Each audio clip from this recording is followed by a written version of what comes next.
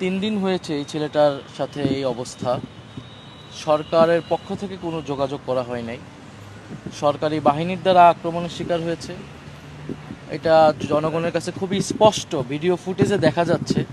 হবিগঞ্জ সদর থানা ছাত্রদলের সদস্য সচিব সে আক্রমণ করছে এবং আরও সাথে আমরা মামলাও দিয়েছি অনেকের নামে।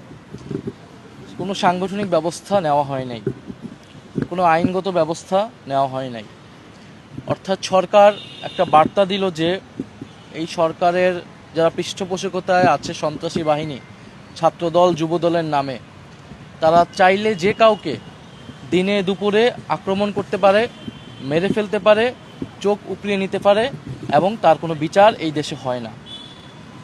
এবং দেশে যে আইনের শাসন নাই এটাই প্রতিমান হয়েছে। এবং যখন আমরা তার বিরুদ্ধে, এই ঘটনার বিরুদ্ধে আমরা প্রতিবাদ কর্মসূচি দিচ্ছি, তখন সেই কর্মসূচিতে, গণতান্ত্রিক কর্মসূচিতে সরকারি দল আবারও বাধা দিচ্ছে। আমরা যখন হবিগঞ্জে আমরা গিয়েছিলাম তখন আমরা দেখেছিলাম প্রায় 1000-এর উপরে সন্ত্রাসী বাহিনী, যাদের হাতে দা, কুড়াল ইত্যাদি দেশীয় অস্ত্রশস্ত্র। আপনারা সাম্প্রতিক সময়ে অনেক ভাষা এবং সভ্যতা, ভদ্রতার কথা শুনবেন যে এগুলার সবক দেওয়া হচ্ছে, অথচ একটা সভ্য সমাজে এটা কল্পনাও করা যায় না যে এখানে বিরোধী দলের প্রতিনিধিরা গিয়েছে, সেখানে তাদেরকে ঠেকাতে, তাদেরকে আক্রমণ করতে 1000 মানুষ, সন্ত্রাসীরা এসেছে দেশীয় অস্ত্রশস্ত্র নিয়ে এবং পুলিশ কিছুই করছে না। ফলে এই হচ্ছে দেশের সামগ্রিক চিত্র। এখানে ঢাকা শহরে বসে সংসদে অনেক সুন্দর সুন্দর ভালো ভালো কথা বলে সরকারি দলের এমপিরা, তাদের এলাকায় গেলে আসল চরিত্রটা আসলে বোঝা যায় এবং এলাকায় গেলে এলাকাবাসী আমাদেরকে সেই কথাটা বলে।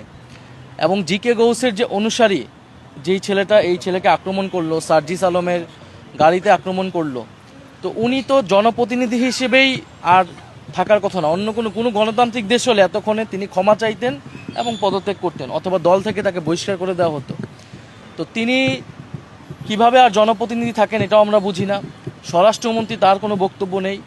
প্রধানমন্ত্রী, তিনি স্কুলের বাচ্চাদের তার অফিসে ডেকে এনে ছবি তুলছে, সেলফি তুলতেছে। এই যে একটা প্রতারণা এবং দ্বিচারিতা জাতির সামনে করা হচ্ছে, আমরা জনগণের কাছে বলতে চাই, অভিভাবকদের কাছে বলতে চাই, আপনার সন্তানরা এই সরকারের কাছে, এই দলের কাছে, বিএনপি এবং তার অঙ্গ সংগঠনের কাছে নিরাপদ নয়। আজকে আলিফের চোখ গিয়েছে, কালকে আপনার সন্তানেরও চোখ যেতে পারে। কারণ এই সন্ত্রাসী বাহিনীকে যদি প্রতিরোধ করা না যায়, তারা পুলিশ মানে না, তারা বিচার মানে না, কোনো কিছুই তারা মানে না, ফলে আপনার সন্তানেরও চোখ, আপনার সন্তান এই সরকারের কাছে, এই সরকারি বাহিনীর কাছে নিরাপদ নয়।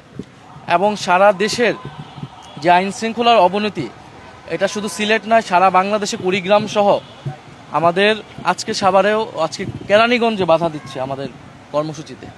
সারা বাংলাদেশে এনসিপি, ছাত্রশক্তি, যুবশক্তির কর্মসূচিগুলোতে বাধা দিচ্ছে, আক্রমণ করছে। ফলে এটা দিয়ে সরকার এটাই বার্তা দিচ্ছে যে এখানে কোনো বিরোধী মতের জায়গা সরকার করতে দিতে চায় না। আলিফ আমাকে একটা কথা বলেছে যে কাঁটা গলায় বিঁধে যাওয়ার আগেই কাঁটাকে তুলে ফেলতে হয়। বিঁধে যদি যায় তাহলে অনেক ক্ষতি হয়, অনেক কষ্ট হয়। বিগত 16 বছর যে কষ্টটা আমাদের হয়েছে।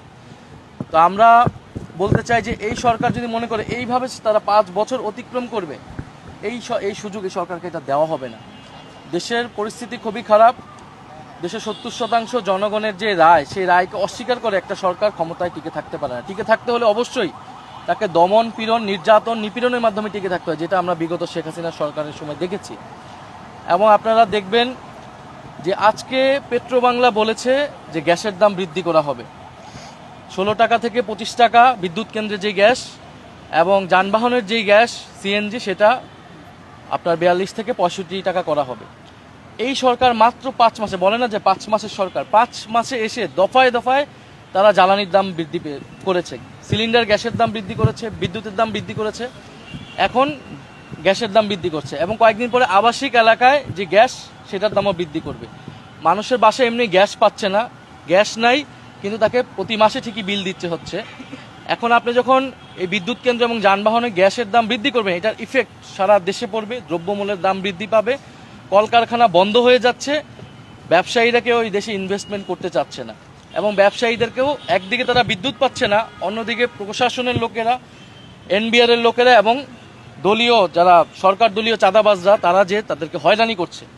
এই যখন সামগ্রিক দেশের পরিস্থিতি, সন্ত্রাস, চাঁদাবাজ এবং দখলদারিত্ব চারিদিকে ছেয়ে গিয়েছে।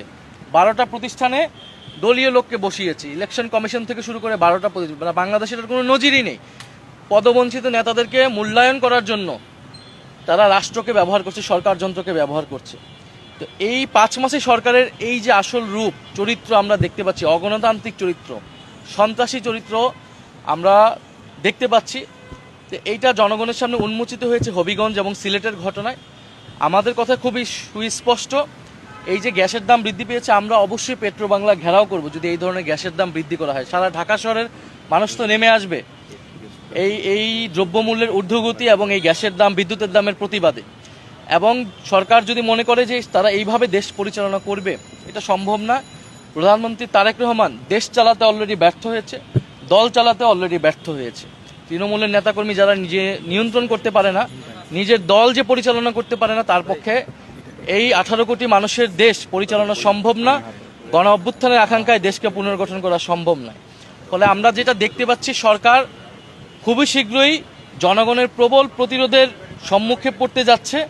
এবং আমরা মনে করি যদি বিরোধী দলের সাথে এই ধরনের আচরণ করা হয়, শুধু এনসিপি না, আপনি 11 দলের জোট, আমাদের যারা জোট সঙ্গী রয়েছে, জামাত সহ প্রত্যেকটা দলেরই কিন্তু এরকম নির্যাতন, নিপীড়নের শিকার হচ্ছে। ফলে আমরা বলবো যে সরকার এই যে কিশোর আলিফ, অবশ্যই তার ক্ষতিপূরণের জন্য সরকার এখন কিছুই বলে নাই। সরকার থেকে আমরা আসলে আর প্রত্যাশাও করি না, বিচারও প্রত্যাশা করি না, ক্ষতিপূরণও প্রত্যাশা করি না। সরকার আলিফের সাথে নাই, এদেশের কিশোর তরুণদের সাথে নাই, তাদের চোখ উপড়ে ফেলাই এই সরকার বাহিনীর কাজ। কিন্তু আমরা মনে করি সারা বাংলাদেশের জনগণ, গণ অভ্যুত্থানের জনগণ কিশোর আলিফের সাথে আছে। এবং আমাদের এই যে বিরোধী দল যে আন্দোলন, সেই আন্দোলনের সাথে আছে। আমরা আপনাদের উদ্দেশ্যে এটাই, জনগণকে এই বার্তাটাই দিতে যাচ্ছি যে জনগণ যাতে প্রস্তুত হয়। আমরা এই সরকারের এই ধরনের সন্ত্রাসী এবং দমনপীড়ন আচরণ কোনোভাবেই মেনে নেব না। ঠিক আছে ভাই, আর কষ্ট না দিই।